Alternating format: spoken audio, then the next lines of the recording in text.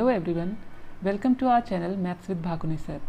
Today we are going to start second part of class 11th English books Hornbills, first chapter The Portrait of a Lady. We have completed first part in the previous video. Let's move on the second part of the story. When my parents were comfortably settled in the city, they sent for us. तो आगे यहाँ writer बताते हैं, खुशवंत सिंह जी आगे कहते हैं कि जब उनके पेरेंट्स कंफर्टेबली शहर में सेटल हो गए तो उन्होंने राइटर और उनकी ग्रैंडमदर को भी शहर बुला लिया. That was a turning point in our friendship. और ये उनकी फ्रेंडशिप का, राइटर और उनकी ग्रैंडमदर की फ्रेंडशिप का एक टर्निंग पॉइंट था. अभी तक जब वो वहाँ रहते थे तो वो एक दूसरे के बहुत क्लोज थे, लेकिन अब शहर जाकर उनकी फ्रेंडशिप में फ़र्क आने लगा. Although we shared the same room, my grandmother no longer came to school with me. हालांकि हम एक ही रूम में रहते थे, लेकिन मेरी ग्रैंडमदर अब मेरे साथ स्कूल नहीं जाती थी. I used to go to an English school in a motor bus. Writer आगे कहते हैं कि मैं अब एक इंग्लिश स्कूल में पढ़ने जाता था और मैं मोटर बस से स्कूल जाया करता था. There were no dogs in the streets and she took to feeding sparrows in the courtyard of our city house. और उनकी जो ग्रैंड मदर थी उनको अब स्ट्रीट में, गली में कोई डॉग्स नहीं दिखाई देते थे, तो उनके आंगन में जो स्पैरोज आया करती थी वो उनको दाना डाला करती थी. जो सिटी वाले हाउस में अब वो रहने लगे थे अपने पेरेंट्स के साथ राइटर, तो वहीं उनकी ग्रैंड मदर अब जो स्पैरोज उनके कोर्टयार्ड में आते थे उनको फीड कराया करती थी. As the years rolled by, we saw less of each other. जैसे जैसे समय बीतता गया तो हम दोनों मीन्स राइटर और उनकी ग्रैंड मदर एक दूसरे से कम मिलने लगे, क्योंकि राइटर अपनी स्टडी में बिजी हो गए और उनकी ग्रैंड मदर खाली समय में कुछ और कर लिया करती थी, तो उनका मिलना थोड़ा कम हो गया. For some time, she continued to wake me up and get me ready for school. शुरू में तो वो मुझे उठाया करती थी और स्कूल के लिए रेडी भी किया करती थी. When I came back, she would ask me what the teacher had taught me. और जब मैं स्कूल से वापस आता था तो मेरी ग्रैंड मदर मुझसे पूछती थी कि टीचर ने स्कूल में आज क्या पढ़ाया. I would tell her English words and little things of Western science and learning, the law of gravity, Archimedes' principle, the world being around, etc. तो मैं अपनी ग्रैंड मदर को बताया करता था कि आज स्कूल में मैंने इंग्लिश के नए वर्ड सीखे, वेस्टर्न साइंस की नई नई बातें सीखी, लॉ ऑफ ग्रेविटी सीखी, आर्किमिडीज के प्रिंसिपल और हमारे वो चारों ओर जो वर्ल्ड है उन सब के बारे में मैंने आज सीखा. This made her unhappy. इस बात से वो दुखी हो गई, इस बात ने उन्हें दुखी कर दिया. She could not help me with my lessons. वो मेरे लेसन्स में, मेरी पढ़ाई में मेरी हेल्प नहीं कर पा रही थी. She did not believe in the things they taught at the English school. और इंग्लिश स्कूल में जो पढ़ाया जा रहा था उन सब बातों में उन्हें विश्वास नहीं हो रहा था. उन सब बातों में वो विश्वास नहीं कर पा रही थी कि ये सारी चीज़ें उन्हें वहाँ पढ़ाई जा रही हैं. And was distressed that there was no teaching about God and the scripture. Distress means suffer from extremely sorrow, anxiety और pain.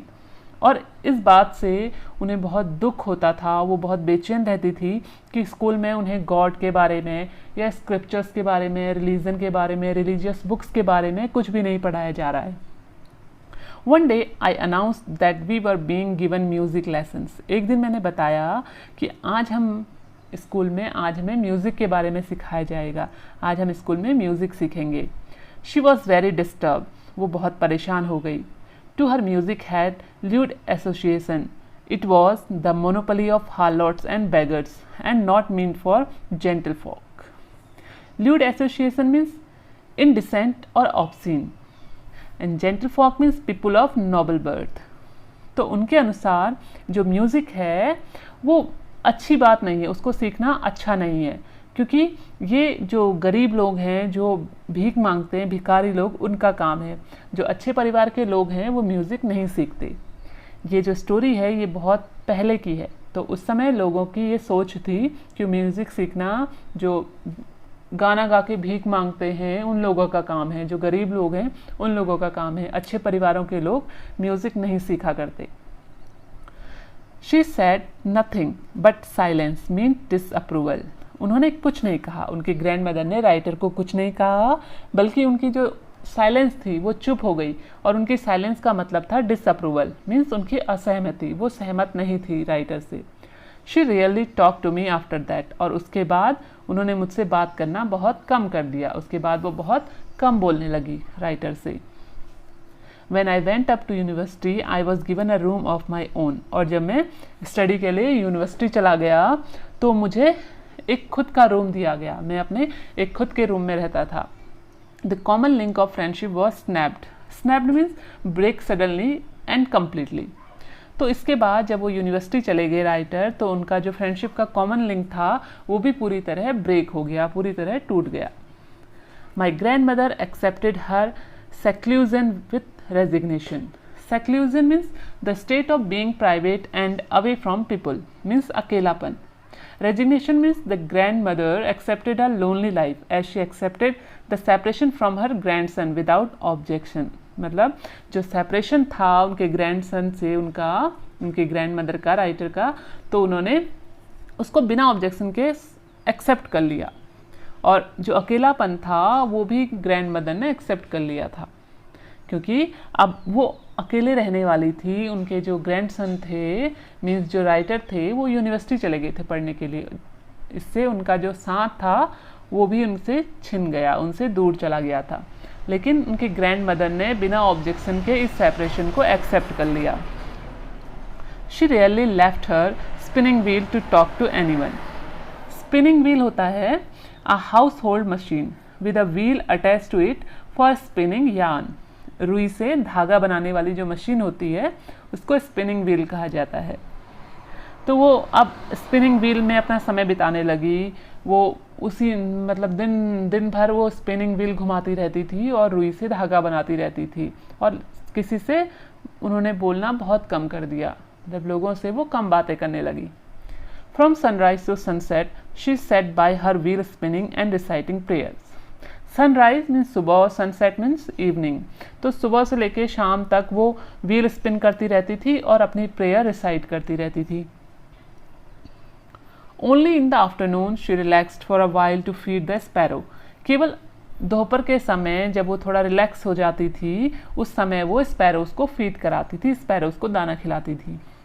While she sat in the verandah breaking the bread into little bits, hundreds of little birds collected around her, creating a veritable bedlam of chirpings.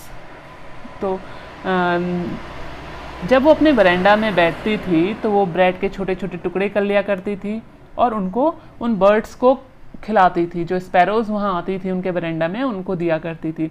तो वहाँ हजारों birds इकट्ठा हो जाती थी, और जो स्मॉल बर्ड्स थी वो तरह तरह के साउंड निकालती थी, मतलब उनसे बहुत नॉइज़ वहाँ हो जाता था। Some came and perched on her legs, other on her shoulders, some even sat on her head. Perched means a light or rest on something. तो जो बर्ड्स वहाँ आया करती थी उनमें से कुछ उनके लेग्स में बैठ जाती थी, कुछ उनके शोल्डर्स में बैठ जाती थी, और यहाँ तक कि कुछ बर्ड्स उनके हेड में भी बैठ जाया करती थी। She smiled but never shooed them away.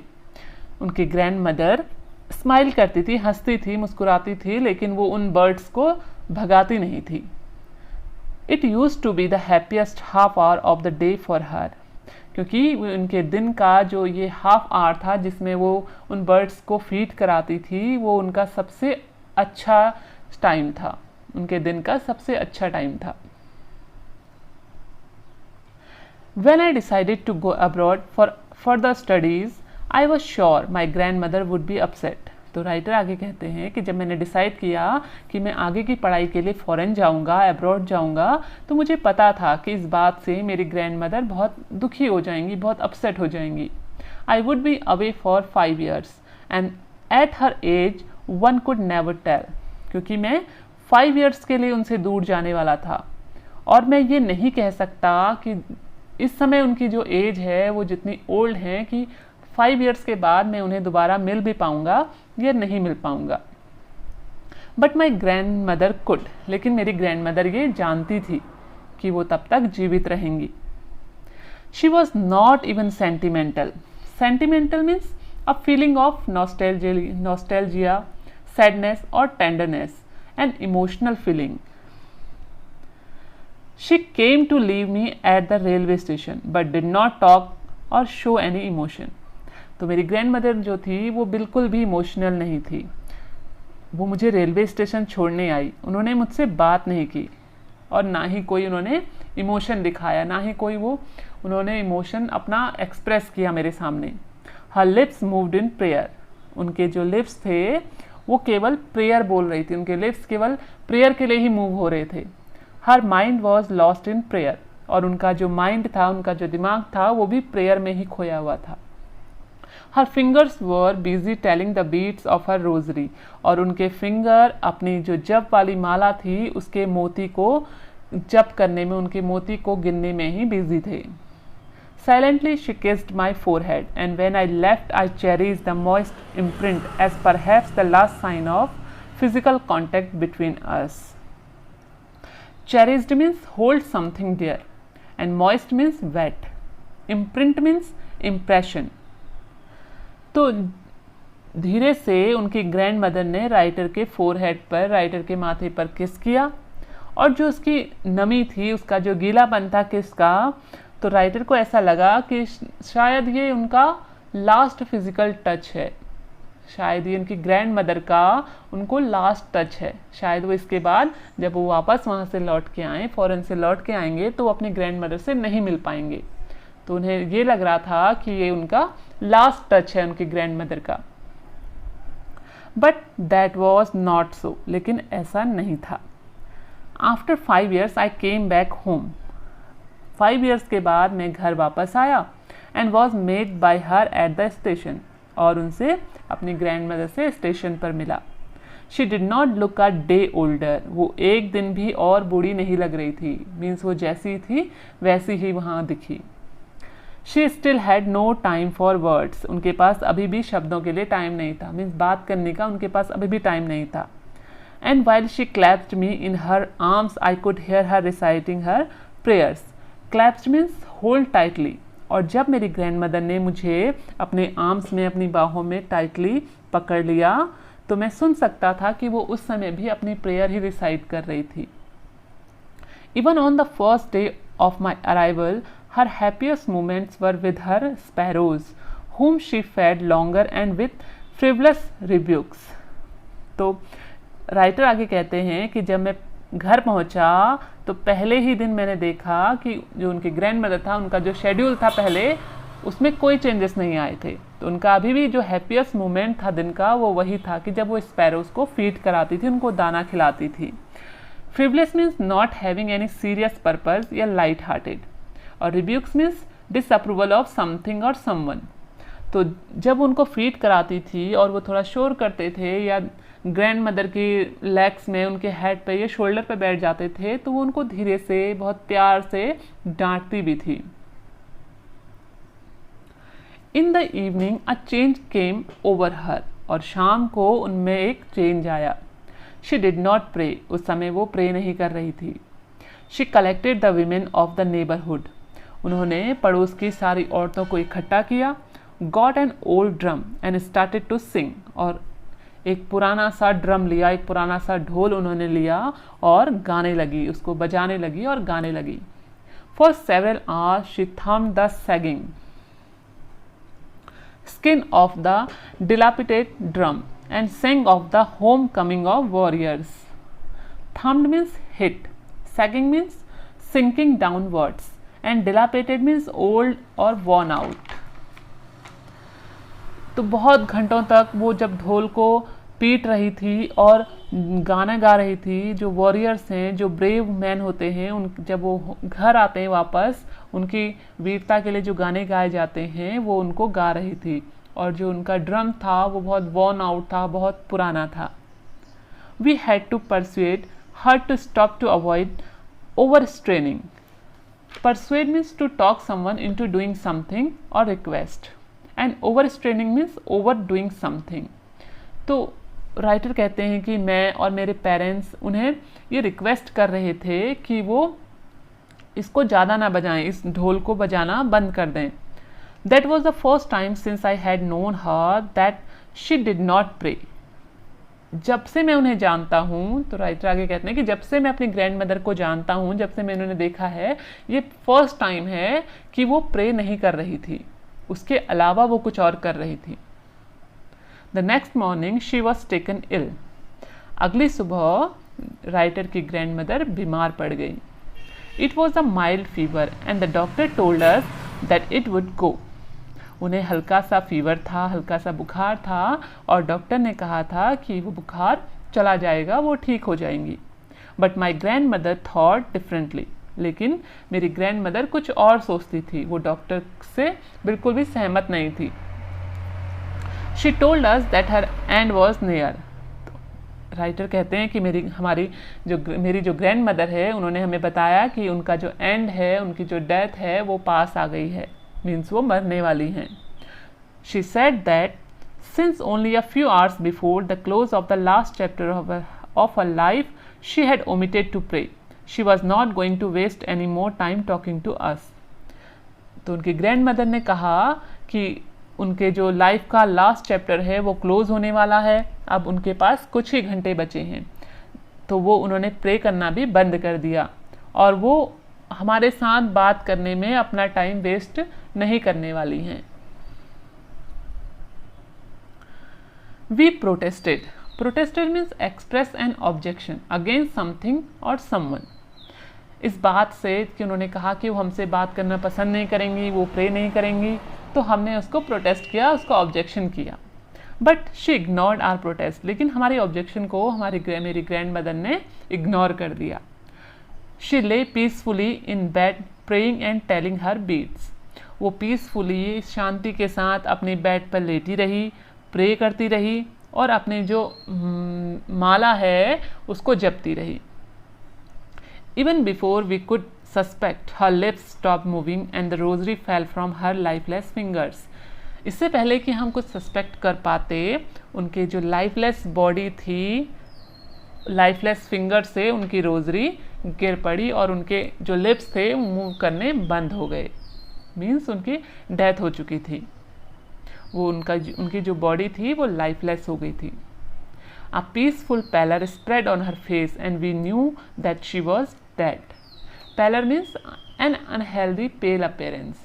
Means जो उनका फेस था वो पूरा पीला पड़ चुका था और एक शांति थी उनके चेहरे पर, और हम जानते थे, मीन्स हमें पता चल गया था कि उनकी डेथ हो चुकी थी। We lifted her off the bed and as in customary laid her on the ground and covered her with a red shroud. Customary means traditional और red shroud means a piece of cloth used to wrap a dead person. तो जैसा उनके वहाँ tradition है, जैसा रिवाज है कि उनको बेड से नीचे उतारा गया और उनको ज़मीन पर लिटाया गया और लाल कपड़े से उनको कवर कर दिया गया, ढक दिया गया। After a few hours of morning we left her alone to make arrangement of her funeral. तो कुछ घंटों के शोक के बाद हमने उन्हें अकेला छोड़ दिया और उनके अंतिम संस्कार के अरेंजमेंट में हम लग गए। In the evening we went to her room with a crude stretcher to take her to be cremated. शाम को जब हम उनके कमरे में गए, crude means in a natural state या रफली made, cremated mean dispose of और burn a body after it is dead. तो जब हम उनके कमरे में गए शाम को, और घर में बना हुआ हम स्ट्रेचर भी अपने साथ ले गए ताकि उनकी बॉडी को उसमें रखा जाए और उसको क्रिमेशन के लिए ले जाया जाए, अंतिम संस्कार के लिए उसको ले जाया गया। The sun was setting and had lit her room and veranda with a blaze of golden light. Blaze means a very large burning fire. तो जब हम उनके रूम में पहुँचे तो हमने देखा कि जो कमरा है वो गोल्डन लाइट से चमक रहा है, सन छुप रहा था और जो रूम था वो भी रोशनी से चमक रहा था, और वरेंडा में गोल्डन लाइट, ब्लेज होती है वेरी लार्ज बर्निंग लाइट। जब सूरज छिपता है तो कभी कभी जो उसकी लाइट होती है वो बहुत ब्राइट होती है, तो वैसी ही लाइट उनके वरेंडा में पड़ रही थी। We stopped half way in the courtyard, all over the verandah and in her room, right up to where she lay dead and stiff wrapped in the red shroud. जहाँ जब हम बरामदा में पहुंचे और उनके कमरे में जहां उनको लेटाया गया था, उनकी डेड बॉडी को जहां लेटाया गया था और रेड कपड़े में उनकी बॉडी को, उनकी ग्रैंडमदर की बॉडी को रैप किया गया था। Thousand of sparrows sat scattered on the floor, तो वहाँ हजारों स्पैरोज फर्श पर बैठे हुए थे, फर्श पर फैले हुए थे। देयर वॉज नो ट्रिपिंग, और वहाँ कोई शोर नहीं था, कोई चहचहाने की आवाज़ नहीं आ रही थी स्पैरोज की। We felt sorry for the birds and my mother fetches some bread for them. हमें उन बर्ड्स के लिए बहुत दुख हो रहा था और मेरी मदर उनके लिए कुछ ब्रेड लेके आई। She broke it into little crumbs, the way my grandmother used to, and threw it to them. तो मेरी मदर ने जैसे मेरे ग्रैंडमदर किया करती थी, उन ब्रेड के छोटे छोटे टुकड़े किए और उनको खाने के लिए दिया, स्पैरोज को खाने के लिए दिया। The sparrows took no notice of the bread, लेकिन स्पैरोज ने उन ब्रेड की ओर कोई ध्यान नहीं दिया। When we carried my grandmother's corpse off, they flew away quietly. तो जब हम अपनी ग्रैंडमदर की जो क्रॉप्स था, उनकी जो डेड बॉडी थी, उसको ले जा रहे थे, वो स्पैरोज भी चुपचाप वहाँ से उड़ गई। Next morning the sweeper swept the bread crumbs into the dustbin. अगली सुबह स्वीपर ने उन ब्रेड के टुकड़ों को उठाकर डस्टबिन में डाल दिया। यहाँ हमने देखा ह्यूमंस और बर्ड्स का बहुत प्यारा रिलेशनशिप हमने देखा। जब राइटर की ग्रैंडमदर की डेथ हो गई तो स्पैरोज भी वहाँ आई। उन्होंने उस दिन ब्रेड के टुकड़े भी नहीं खाए और ना ही कोई शोर किया और ग्रैंडमदर की डेथ पर दुख भी प्रकट किया। So you can see here that animals and birds also have feelings, they only want love and care. तो इसके साथ ही we come to an end of the story. I hope आपको अच्छे से समझ आया होगा। Thanks for watching the video.